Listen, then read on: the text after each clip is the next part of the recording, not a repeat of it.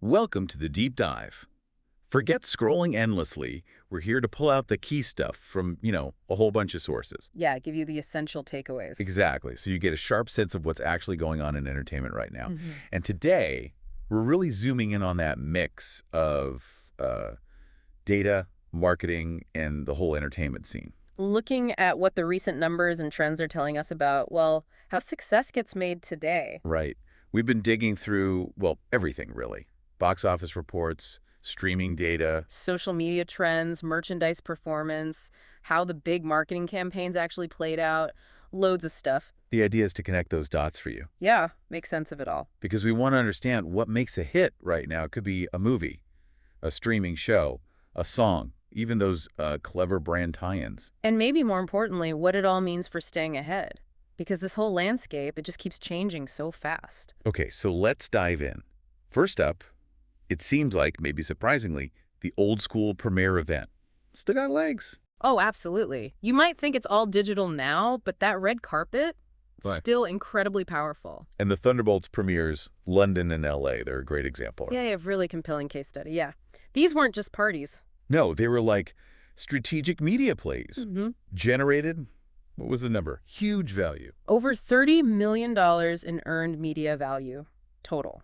It breaks down interestingly, too. Okay, how so?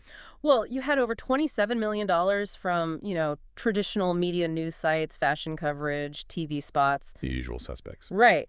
But then on top of that, another $2.25 million up to maybe $8.5 million just from social media chatter globally. Wow. Well, And yeah. it hit differently depending on where you were. Totally different reactions, yeah. Well- Which is fascinating. Like in North America, What drove it there? a lot of it was the cast themselves, their own social media posts, people like Florence Pugh, Sebastian Stan. All the fan edits and stuff? Exactly. Those quick TikTok clips, they just exploded. Okay, but then over in the UK, Europe. A bit different. London felt, well, more high fashion focused, a slightly more serious tone, maybe, than your typical Marvel launch. And that worked well there. Yeah, it really resonated with the traditional press and the fan communities. Interesting. And Latin America. That's where the whole anti-hero angle of Thunderbolts really seemed to click. Oh, okay. I saw a big spike in memes, fan stuff coming out of Brazil, Mexico. It just tapped into something culturally, it seems. And Asia, Australia? There, it felt like the existing fan groups, the cosplay communities, they were already buzzing way before the main marketing push. So those dedicated groups really matter. Hugely. It underlines how these premieres still work. They sort of cut through all the noise online. Like a concentrated blast of attention. Yeah, it builds that pre-release hype in a way that just random online chat maybe can't. A real media multiplier. Okay, so the premiere sets the stage. But did the movie itself deliver on that hype? How did Thunderbolts actually do? It did pretty well, actually, both critically and commercially. And what's interesting is its performance lined up pretty closely with what the digital signals were suggesting beforehand. Like the social media sentiment, trailer views, that kind of thing? Exactly. Search interest, too. It shows the marketing worked, Yeah.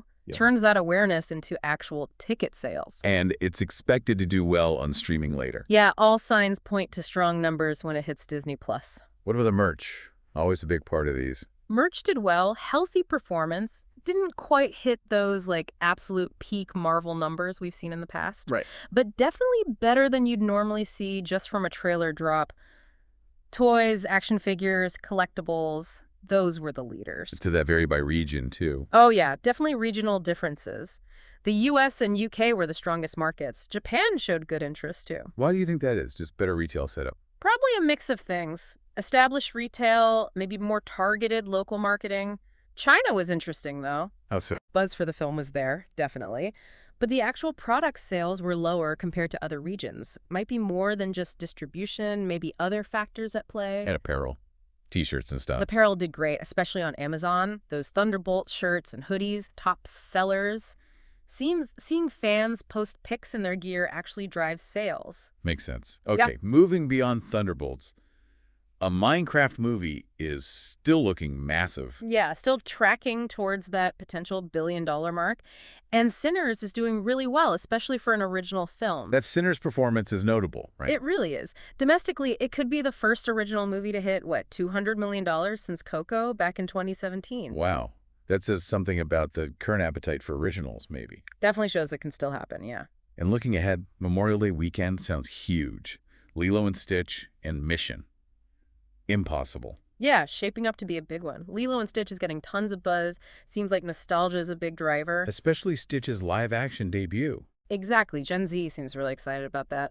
And then Mission, impossible. Well, it's Tom Cruise doing crazy stunts again. The trailers are getting shared like mad. And pre-sales are strong. Very strong for both. Looks like big turnouts are expected. Okay, let's shift gears to streaming. Some familiar names holding steady. Yeah, You is back at #1 globally on Netflix. Over 85 million hours viewed. Just has that consistent draw. Incredible staying power. And Ransom Canyon also had a strong second week. Seems like those character-focused westerns are finding an audience. What else stood out in streaming?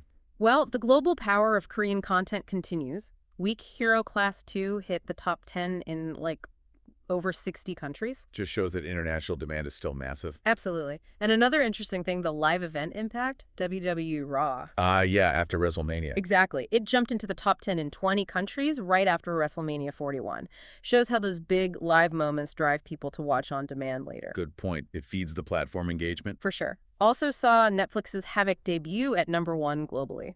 That's the Tom Hardy one. Yeah, directed by Gareth Evans. Probably benefited from the star power in the action pedigree. Makes sense. And Disney Plus met. Andor's still climbing. Probably getting a boost from all the Season 2 buzz, you'd think. Definitely. Good American Family doing well there, too. And over on Prime Video, Ash overtook G20 as the top movie. What about anime? Still a strong category. Consistently strong, yeah. Across different platforms. Lazarus on Max is doing well, especially in Latin America.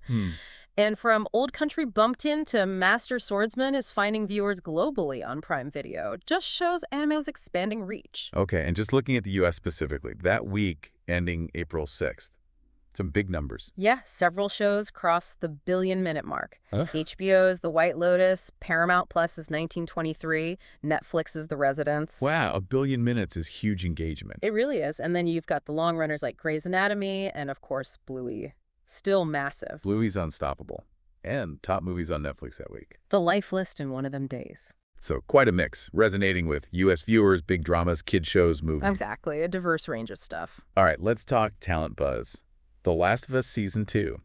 Lots of anticipation, especially around the new cast. Oh, yeah, huge anticipation. Caitlin Dever as Abby is already a massive talking point. Because Abby's such a pivotal, complex character in the game. Exactly. And apparently HBO even ups security during filming for her scenes. Shows how significant she is to the story and the fans. Intense.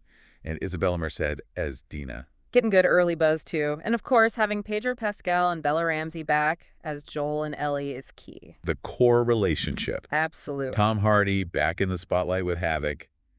And he whispers about his next big move. Just general industry chatter, you know. His name always comes up when people talk about big franchises needing a lead. It just shows his continued star power. In Sinners, we mentioned its box office, but the project itself sounds intriguing. Haley Steinfeld, Ryan Coogler directing. Yeah, loads of excitement around Sinners. It's described as this blend of, like, supernatural thriller, horror, even musical elements. Really? Musical? Yeah, sounds like a real genre bender. Steinfeld's performance is already getting talked about as maybe career-defining. Coogler's involvement adds a lot of prestige. Sounds like one to watch. Yeah. And some reunion news. Keanu Reeves and Sandra Bullock. Yes. Teaming up again for a romantic thriller with Amazon MGM. People loved them in Speed and The Lake House. Oh, the chemistry was undeniable. Yeah. That'll definitely generate buzz. Totally. They've even been joking about a Speed sequel recently, which just fuels the hype, taps into that nostalgia factor. Nice. And Nicole Kidman getting a big award at Cannes. Yeah, the 2025 Women in Motion Award.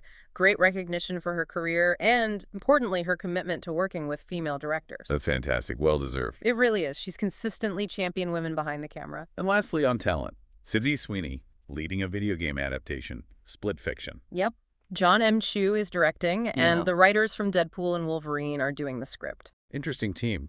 Sounds like another big project for her. Definitely. She's making smart choices, building a really diverse resume. And that creative team suggests something potentially unique and fun. Okay, let's switch over to brand collabs and merch trends. Seen some interesting stuff there, too. CLOT in McDonald's. Again, Yeah, the McSpicy Alien Egger series. It's that streetwear meets fast food thing. These kinds of mashups seem more and more common. Totally. Brands trying to reach new crowds, tap into cultural moments, fashion and food culture colliding. And Disney went high fashion with Coperni. Yeah, a 50-piece collection launched at Disneyland Paris. Kylie Jenner was even there. Wow. Taking classic Disney into the luxury space. Exactly. Leveraging nostalgia, but with that modern design edge. And Kylie's presence. Huge visibility boost. Then there's Mountain Dew. Yeah. Using the Baja Blast scent. For what? For a beach-bound collection with Blind Barber, like grooming products. Okay, that's creative. A sensory brand extension. Definitely different. Yeah. And the NFL teamed up with Transformers for figures. Yeah, robots that turn into football helmets. A smart crossover appeal there. Sports Yeah. fans, pop culture collectors. It's both targets. And Thunderbolts got into Fortnite. Yep, an in-game integration. We also saw Spirit Jersey do a Yo Gabba Gabba collection at Coachella. Ah, targeting the festival crowd. Right. And Minecraft partnered with Lush for bath stuff. Even did a Seinfeld deck. Seinfeld, Okay, that's pretty random but fun. It just shows how entertainment brands are spreading out, Gaming, fashion, lifestyle, classic games. Finding consumers everywhere. All right, let's wrap back around to Andor Season 2. Mid-season check-in. First 6 episodes out. How's the overall vibe?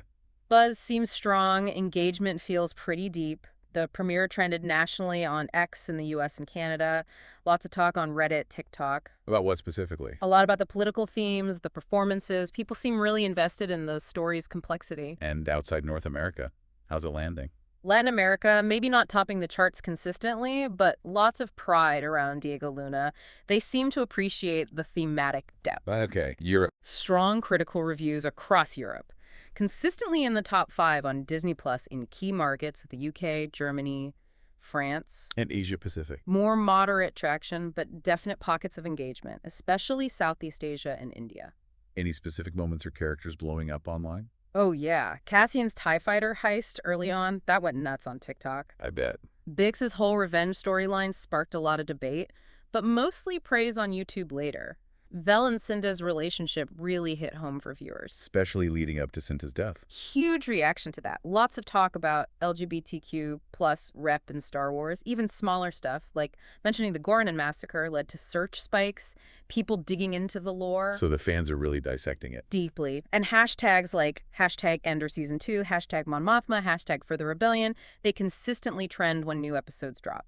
Even Tony Gilroy, the writer, trended briefly after one episode's monologue. Wow. Okay, so pulling all these threads together, from premieres to streaming numbers to brand collabs, what's the big picture takeaway here in 2025? Well, I think what we're seeing is this really interconnected ecosystem, those traditional things like the big premieres, still super powerful for that initial splash, that earned media. Right. They haven't gone away. Not at all. But their success is now totally tied up with the digital conversation, the social media buzz that follows. It all has to work together. So what's driving success overall then? It really feels like a combination. You absolutely need compelling, quality content at the core. That's non-negotiable. Sure. Then it's about smart talent choices, actors, directors who genuinely connect with the audience. And finally, these increasingly creative, diverse brand partnerships, they extend the reach, the cultural footprint in really new ways. That sums it up well. It's a complex mix, which leads to a final thought, maybe. Thinking about this interplay, traditional and digital, content and collabs, what trends do you see coming next? What might be the next big thing that changes how we find or engage with entertainment? That's the big question, isn't it? Could it be, I don't know, even more immersive stuff? Or some totally unexpected type of collaboration? Could be. Maybe more blurring of physical and digital experiences. Or maybe these cross-industry partnerships will spark entirely new ways of telling stories. It feels like there's still a lot of room for innovation. Definitely food for thought. Yeah. Well, thanks for breaking all that down with me today. My pleasure. And for everyone listening, we hope you keep digging into these trends, thinking about what's behind the entertainment you enjoy. Until our next dive.